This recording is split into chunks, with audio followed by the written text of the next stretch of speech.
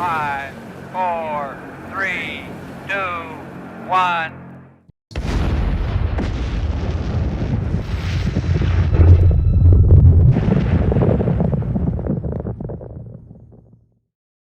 The nuclear warhead is the deadliest weapon in human history, explosively releasing severe waves of light, heat, air pressure, and radiation during the molecular fission and fusion of atoms.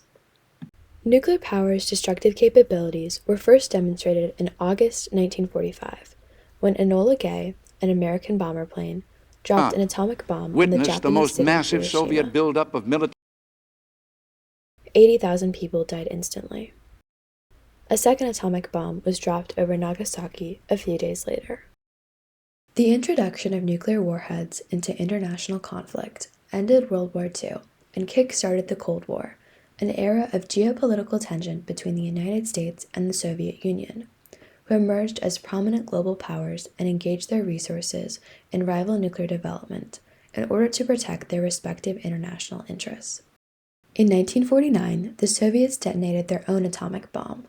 In the 1950s, both countries developed and produced hydrogen bombs, and an arms race began. Despite these two countries' innovations throughout the Cold War, the nature of nuclear warheads remained consistent. They were still weapons of mass destruction and imposed an inherent danger to their users and victims.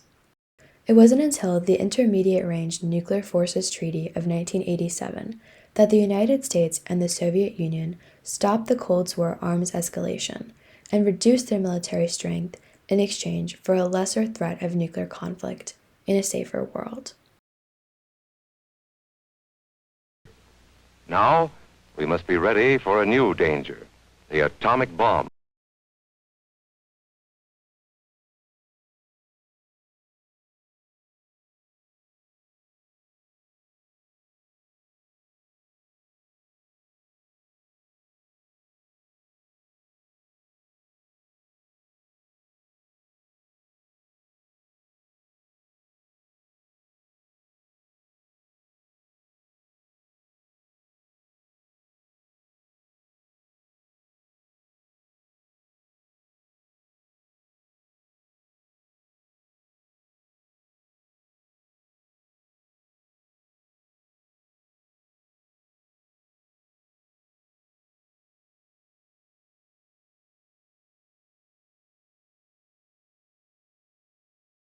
We need fallout protection in place, everywhere, for there's no telling where it may be Starting needed. in 1951, the Federal Civil Defense Administration promoted duck and cover drills among children in public schools, teaching them ways to protect themselves during a nuclear attack, similar to that of other emergencies like a fire or earthquake. Duck and cover drills frightened young children with the possibility of a nuclear attack, but was only the first of a multitude of media forms to do so.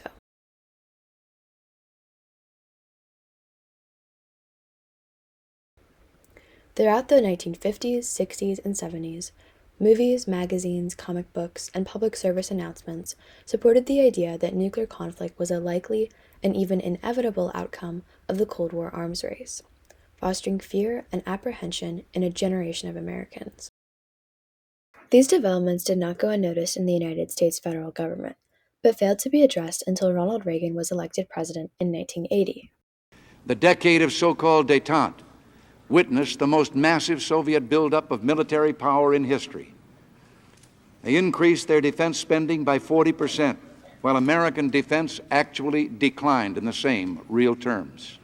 Reagan believed that the Soviets' nuclear superiority was endangering the United States' military expenditures. The Soviet Union's had been increasing for years. The Soviet Union's annual defense spending surpassed the United States in the early 1970s and was continuing to do so. To maintain the United States' defenses, in October 1981, Reagan announced a $180 billion plan to improve the American nuclear arsenal. The plan aimed to develop bombers, expand sea-based forces, deploy new missiles, strengthen communications, and invest in strategic defense.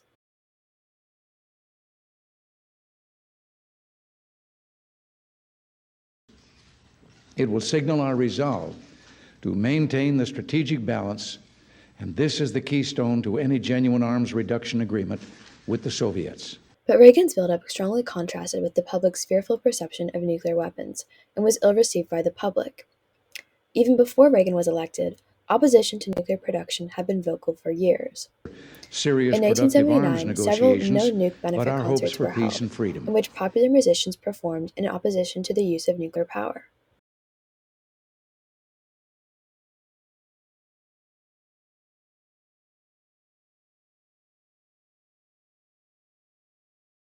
Reagan's plan stirred anti-nuke sentiment and caused the creation of the Freeze movement, It which will act as a advocated for a deterrent prompt against halt any in the Soviet actions manufacture directed. and development of nuclear warheads.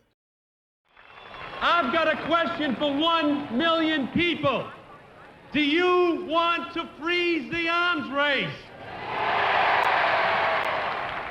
Do you think that Ronald Reagan is going to freeze the arms race?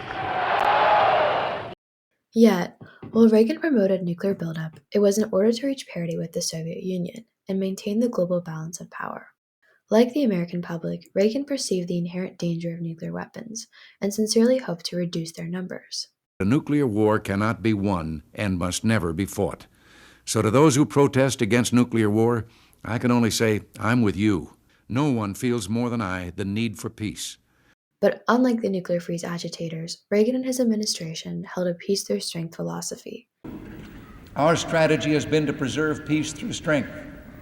Peace is not obtained or preserved by wishing and weakness.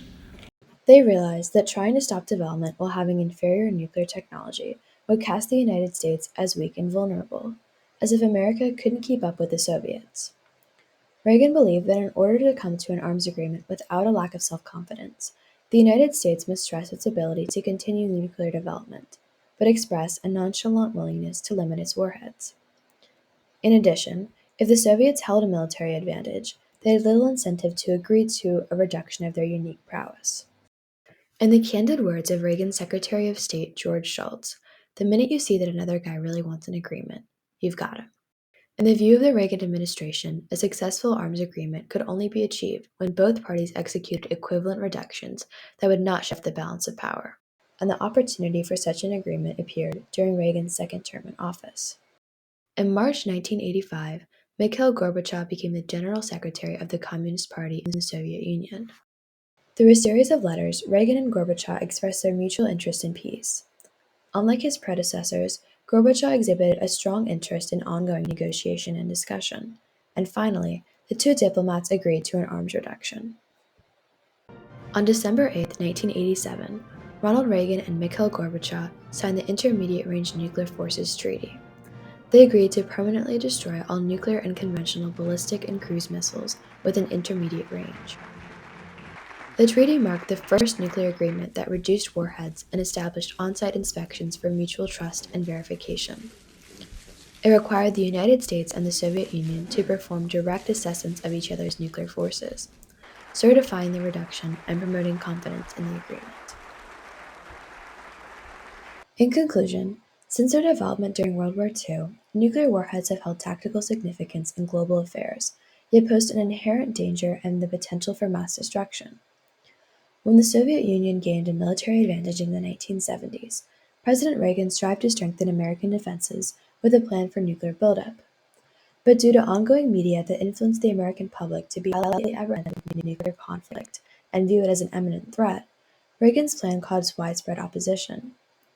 The American public strongly promoted a swift nuclear freeze, but Reagan and his administration were guided by their peace through strength philosophy, choosing to instead promote the buildup and approach negotiation as the Soviet Union's military equal.